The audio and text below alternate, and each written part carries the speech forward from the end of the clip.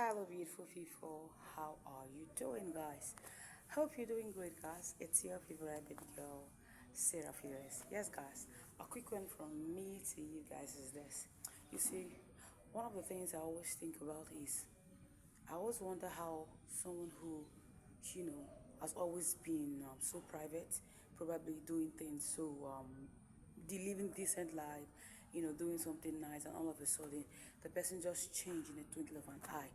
And I'm wondering how is it possible? Someone that has lived 15, 20 years, just being a nice person, all of a sudden, 1 year you meet a friend and suddenly that person has changed. And I was wondering what could be the reason why that will happen.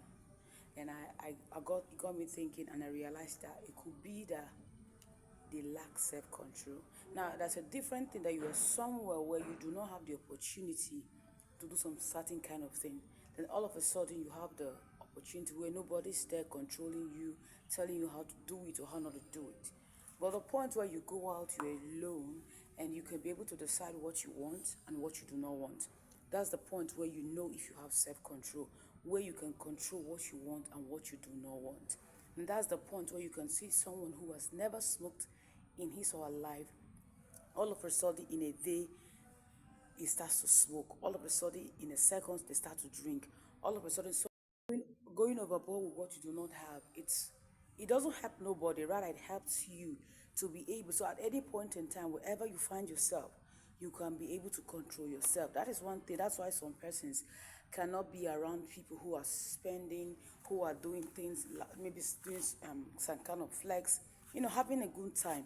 They'll always be worried. Why? Because they want to feel or be around such individuals.